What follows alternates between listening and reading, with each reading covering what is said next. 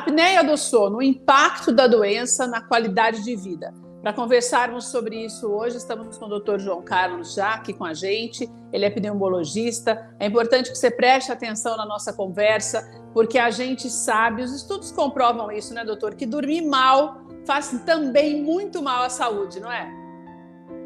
Olá, Keila. Muito bom falar com você. Sim, é verdade. Dormir mal traz uma série de impactos aí para a nossa vida. Nós chamamos isso de privação de sono. Você pode dormir mal por vários motivos. Pode ser por apneia e pode ser por outro. Pode ser que você assista muitas séries durante a noite, ou talvez você tenha uma criança pequena, né, doutor? ou trabalhe à noite. O resultado da privação do sono é uma série, uma cascata de problemas no nosso corpo. Eu quero falar especificamente da apneia. O que é a apneia do sono?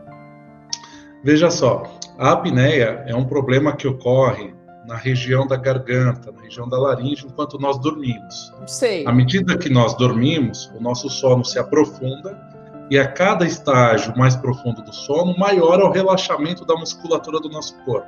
Sei. E é esse processo que nos leva a realmente a recuperação depois de um dia exaustivo.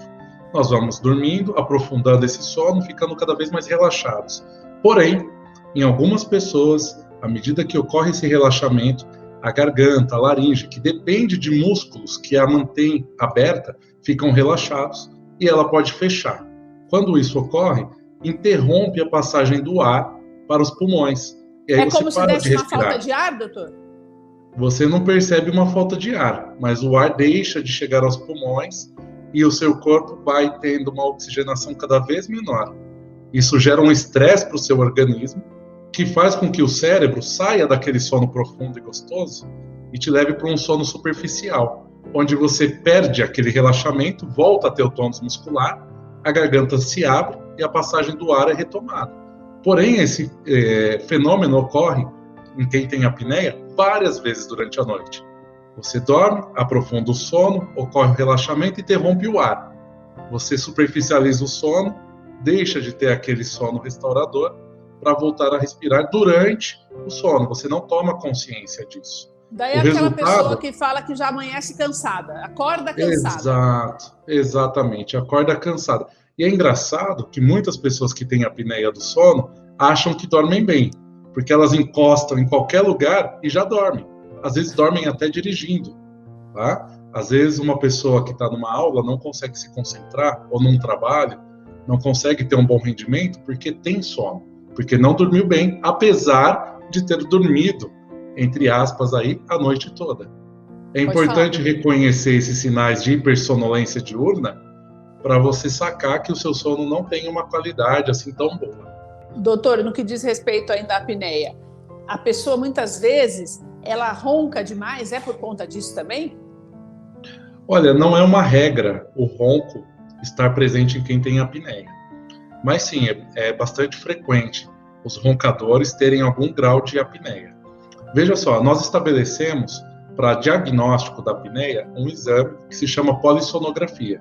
Ele avalia como é a sua respiração e como é o seu sono durante uma noite. E é aquele que eu fico dormindo, fico num local específico com os aparelhos para dormir, para monitorar o sono, doutor? Exatamente. Tá. E através desse método é possível contabilizar quantas pausas respiratórias você faz durante o sono. E é considerado normal até 5 pausas por hora. Tá. Veja só. Então isso é normal. Então muitas vezes algum cônjuge fica assustado de ver o seu parceiro fazendo uma pausa enquanto dorme. Só que uma ou outra pausa ainda é normal. O problema é que existem pessoas que têm mais de 30, 40 pausas por hora. E aí isso se torna um grande problema, porque a oxigenação fica caindo e subindo, gerando um estresse danado no organismo, que vai resultar em pressão alta, diabetes, risco de infarto, exato, uma série de comorbidades, dentre elas obesidade, e afeta as funções cognitivas. Agora, doutor, é um perigo muito grande, porque como não há essa percepção de que algo está errado, além do fato de eu já amanhecer cansada, vamos dizer assim, para muitas pessoas, trabalhei demais ontem, então não consigo relaxar quando eu estou cansado demais. Quer dizer, você terceiriza esses problemas, né? E por conta disso, vai se arrastando e vai piorando. até que pode culminar num problema mais sério, muito mais sério, como o infarto, no caso que você disse, né? Então, existe uma maneira de, primeiro, prevenir? Sim, olha, nós tentamos reconhecer os fatores de risco, né, para a apneia. Na nossa população brasileira, quem tem mais risco são os homens. O fato de ser um homem brasileiro já te coloca com um risco de 40% de chance de ter algum grau de apneia. Sim, as mulheres têm um risco menor de 20%. E quanto mais velho, maior esse risco, e quanto mais acima do peso, maior esse risco. Então, cuidar do peso, né, ter uma boa alimentação, prática de atividade física, ajuda a reduzir, sim, o risco de desenvolver a apneia, tá? Mas isso não é exclusivo. Você pode ter uma pessoa magra, jovem, que tem apneia, porque envolvem outros mecanismos, que são questões do sono. Então, a prevenção vem por aí, cuidando dos hábitos saudáveis de vida. Mas cabe essa observação que você falou. Observar como você se sente após uma noite de sono, se você se dispôs a descansar, no dia seguinte você realmente está descansado ou não, né? Como está o seu raciocínio, os seus reflexos, o seu rendimento, né, na execução de um trabalho intelectual é o mesmo de antes? Às vezes um engenheiro que exige de cálculos, né, está com uma boa velocidade do cálculo ou está se sentindo mais lento? Às vezes as pessoas colocam, como você disse, terceirizam isso, né, para a idade, né? Eu não sou mais o mesmo porque envelheci. Mas não é verdade. Não tem nada a ver uma coisa com a outra, doutor. Nós temos pessoas idosas que raciocinam muito bem. Uma coisa é você ter uma doença que te leva a ter uma demência, que você vai esquecer algo porque você tem um Parkinson, Alzheimer, né? Outra coisa é você cochilar enquanto está dirigindo, por exemplo, né? É você não conseguir se lembrar de uma equação simples. Veja.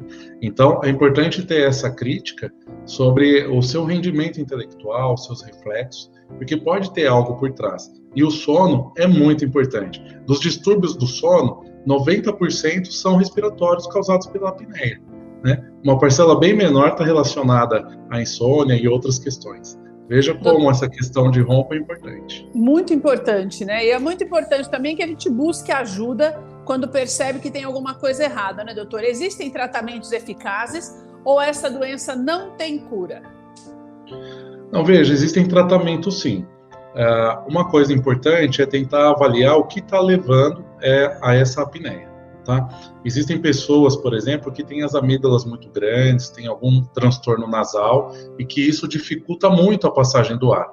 Nesse caso, o otorrino pode ajudar muito, né? Removendo, por exemplo, as amígdalas, corrigindo um desvio de septo importante e melhorando o fluxo de ar durante a respiração noturna. Tá? Mas não quer dizer também que isso vai ser curativo, mas pode já trazer uma qualidade muito importante. Agora, nós definimos a apneia em diferentes graus. Você tem o grau leve, moderado e grave. Para cada grau existe um tratamento específico. O tratamento que, de fato, resolve qualquer uma das circunstâncias se chama CPAP. Não sei se você já ouviu falar. Não. O CPAP é um equipamento que produz um fluxo de ar que é entregue para as vias respiratórias através de uma máscara nasal que mantém a laringe, a garganta aberta durante o sono, mesmo quando você relaxa. Esse fluxo de ar, ele é confortável, ele é ajustável, né? E a maioria das pessoas que têm apneia do sono, quando experimentam o CPAP, se sentem muito melhor, porque de fato passam a ter uma boa noite de sono. Mas, doutor, daí eu começo a usar esse tipo de equipamento, e isso vai curando ou são coisas que eu vou ter que usar a vida inteira para poder ter essa sensação, essa sensação não, né? Esse relaxamento mesmo noturno? Esse tipo de tratamento, ele resolve o problema, mas ele não é curativo, né? Na verdade, você passa a depender desse dispositivo.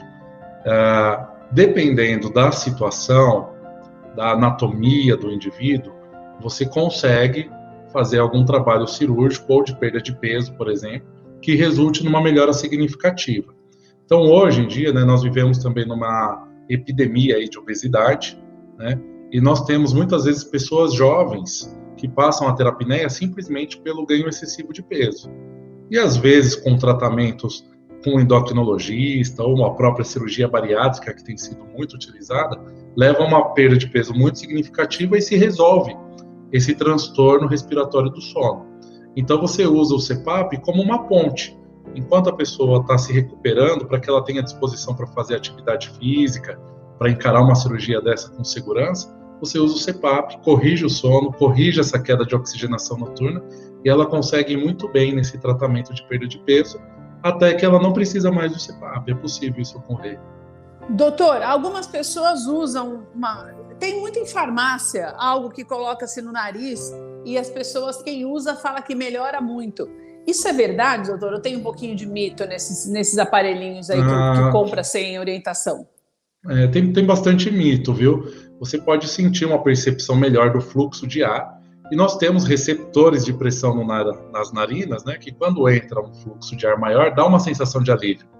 Por isso que às vezes quando a gente está um pouco fadigado, se você respira um vento com a janela do carro aberta, ou um ventilador, você respirar sente fundo, alívio. Né, doutor? Exato, você sente esse alívio de fato. Mas esse tipo de dispositivo não corrige. Certo. Se pesquisarem... Ele alivia, mas não trata, né, doutor? Não trata. Se você pesquisar rapidamente na internet, existem alguns dispositivos que sugerem tratar inclusive a apneia, usando outros aparelhinhos, não só que abrem o nariz, mas que geram uma mudança de fluxo, eles chamam de CPAP nasal. Também não tem nenhum benefício. É outro tipo de ferramenta. Bom, em suma, é importante sempre avaliar o grau aí da apneia e escolher o melhor tratamento junto com o seu médico. Doutor, muito obrigada pelas suas informações, orientações. É muito importante tê-lo aqui conosco. Você que nos acompanha, quero te convidar a se inscrever aqui no nosso canal. Já ative as notificações. Você tem aqui vídeo novo todos os dias para você acompanhar e ficar bem informado. E também você, muito obrigada, você que nos ouve pelas plataformas digitais. Nós vamos ficando por aqui. Um beijo para você, até a próxima.